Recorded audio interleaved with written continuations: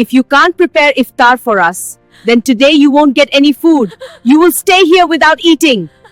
Your father's house didn't even send any iftar. Aren't you ashamed?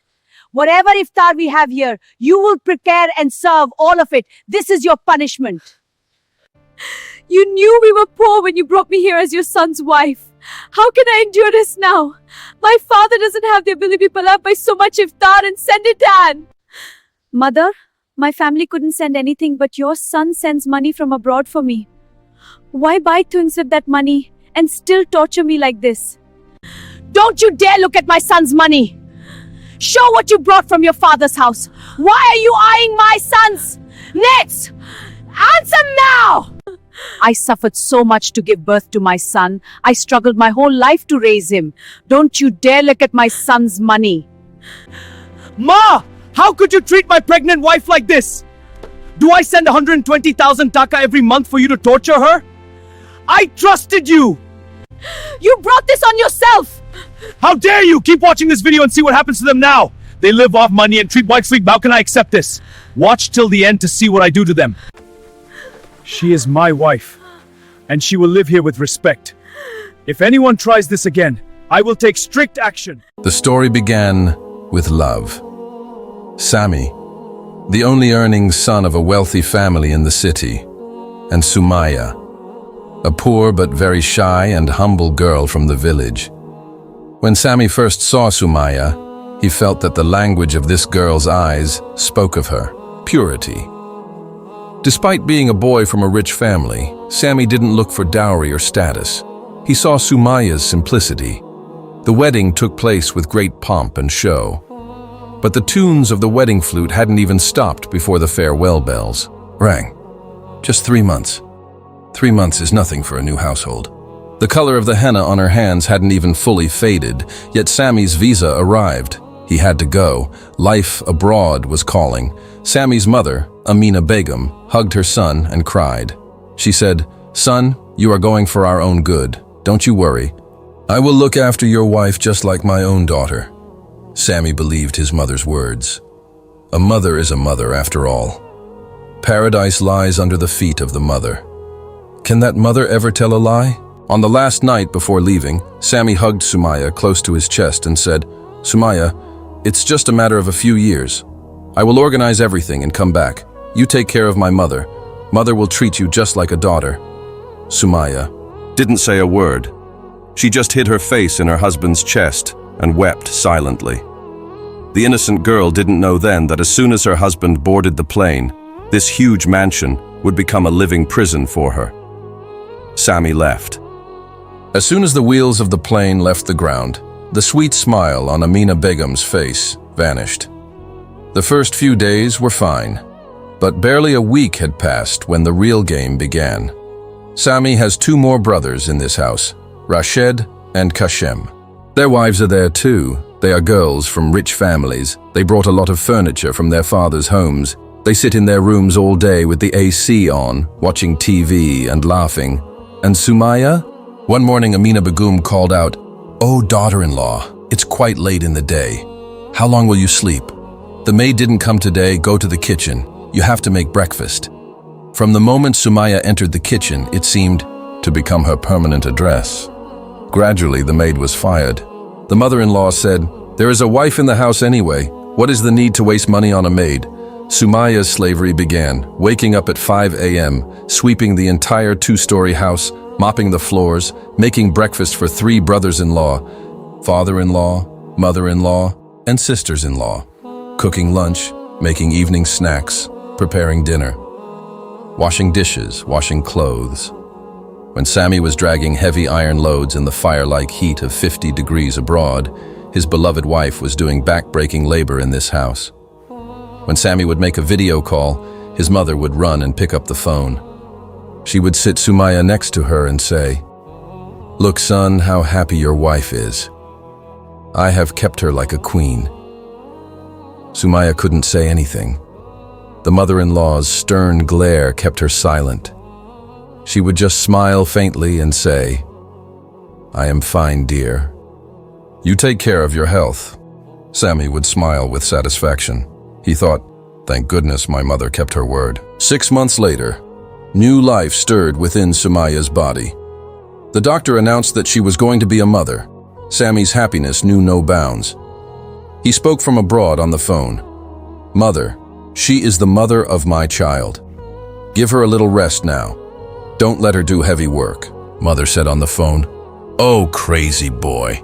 Do I not understand? You don't worry."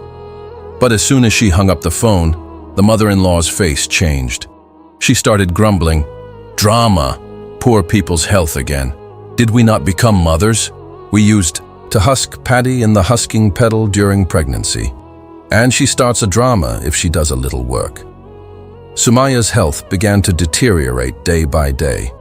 During pregnancy, women need a little good food, a little rest. But in this house, her fate was only the cold rice and dal water left over after everyone had eaten. The two sisters-in-law would order fruits, fish, and meat in their rooms and eat. And when Sumaya looked towards the kitchen, famished with hunger, the mother-in-law would say, "Why do you crave food so much? The baby in the belly is small. Does it need so much food?"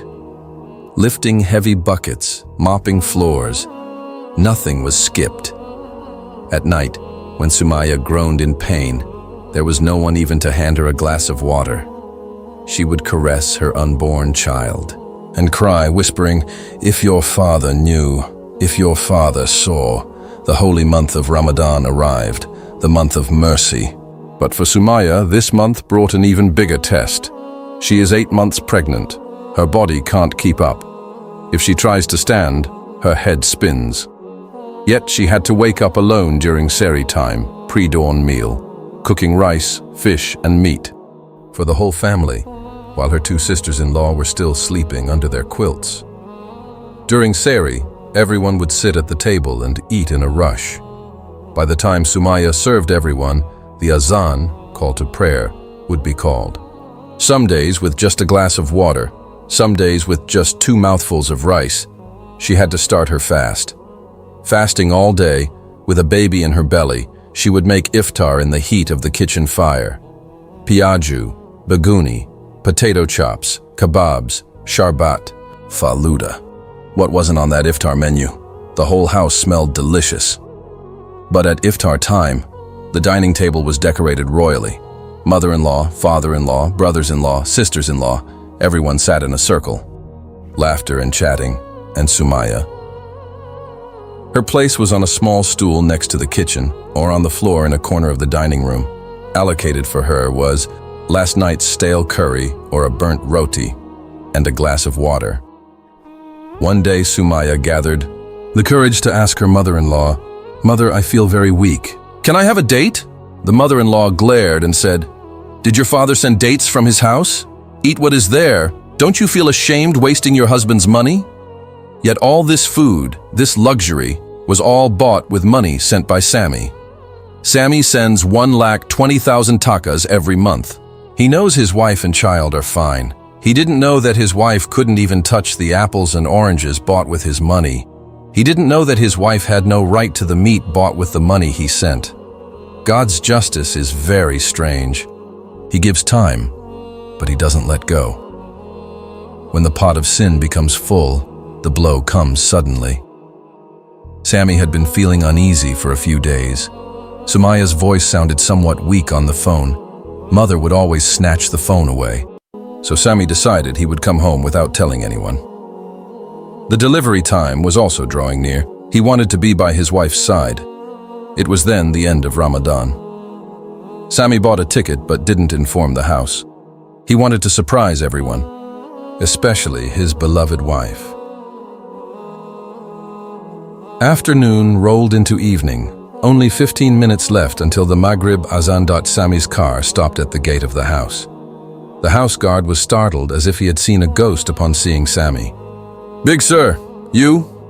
Sammy put a finger to his lips and told him to stay quiet. He tiptoed up the stairs. In his hands were a pile of gifts for his wife and toys for the baby in her belly. The door was open. Sammy was prepared to see the scene inside, but he was not prepared for what he saw. Sammy stood behind the curtains of the dining room. There was a grand affair on the table. Mutton risala, chicken roast, 5 types of fried items, foreign fruit juices. His mother, brothers, sisters-in-law, everyone was filling their plates and eating, chatting, laughing. Today's kebab turned out amazing, Mom. Sister-in-law can really cook, I must admit, the younger brother was saying. Sammy's eyes were searching for Sumaya. Where is she? In the kitchen? Suddenly his eyes fell on the very corner of the room. On the floor, there, a plastic mat was spread out. Sumaya was sitting on it. With her 8-month pregnant belly, she was sitting with difficulty. There was no plate in front of her. There was a broken melamine plate. On it lay a black, burnt roti and a bowl of dal. No fish, no meat, not even a single piaju. Sumaya was trying to soften that burnt roti by dipping it in water because she didn't have the strength to chew hard bread. Tears were dripping from her eyes. She quickly wiped her tears so no one would see. The fruit basket fell from Sammy's hand onto the ground with a thud. Hearing the sound, everyone looked towards the door in shock. "Sammy!" Mother screamed out. In a moment, the atmosphere of the room changed. The sound of laughter stopped. Everyone's face turned white with fear. Sammy didn't say a word. He slowly walked towards his mother, then towards his brothers, then towards Sumaya. He bent down and held Sumaya's hand. Sumaya was trembling with fear. She thought she might have made a mistake. Sammy held his wife's hand and pulled her up. Then he sat her on his own chair. He pulled all the food on the table onto the floor with one tug. All the expensive dishes broke with a clatter. "Sammy, son, what are you doing?" Mother said fearfully. Sammy screamed out. The walls of this house had never heard such a scream before. "Shut up! Absolutely shut up!" Sammy looked into his mother's eyes and said, "Mother, you are a mother? Or a witch? Why do I send 1,20,000 takas every month? Tell me, why do I send it? For this luxury of yours? You will eat mutton risala with my blood sweat money and my pregnant wife will eat burnt bread?" Mother started stuttering. "No, I mean, son, she doesn't want to eat. Her health is bad. Don't tell lies," Sammy roared. "I saw everything. I saw it with my own eyes. I was standing at the door since I arrived." Sammy looked at his brothers. "You guys, aren't you my brothers? You are watching with your own eyes that your sister-in-law is starving and you are gobbling food? Did the food not get stuck in your throats?" The sisters-in-law kept their heads down. Sammy looked at Sumaya. The girl had withered down to a stick, dark circles under her eyes. She was wearing a torn cotton sari. Sammy hugged Sumaya and cried out loud uncontrollably, "Forgive me, Sumaya, I was blind. I didn't understand. I thought my mother would look after you. What a big mistake I made." Sumaya was still crying. She couldn't believe that her days of suffering were over. Sammy wiped his eyes. Then he spoke in a very calm voice. "Today, right at this moment, I have made a decision." He looked at his mother. "Mother, I thought this house was my nest of peace, but you people have turned this house into a hell. I will not carry the burden of this sin for one more moment." That very night, Sammy called a car. Before going abroad, he had bought a small flat at one end of the city. He thought it would be useful in the future. Today, that became his shelter. He lifted Sumaya into the car in his arms. His mother's crying, his brother's pleas for forgiveness. Nothing could turn him back. While leaving, he just said, "You needed money, right? Here, take this last money I give." He threw some money from his wallet. "But remember, the money I send will not come to this house anymore. I am leaving with my wife and child." Sammy left. After moving to the new house, Sammy hired 2 maids for Sumaya, one for cooking, another just to serve Sumaya. He took her to the doctor, arranged for good treatment. Day and night, he would sit by his wife's side. He would feed her with his own hands. He would massage oil on her head. One day, Sumaya put her head on Sammy's chest and said, "I have no more pain, dear. You have come. All my sorrows are gone." A while later, a beautiful baby girl lit up their home. Sammy named her Alo, light. Truly, she had come as a light in their lives. Sami stopped sending money. Big house, but no money for maintenance. The brothers didn't do any work. They lived on Sami's money.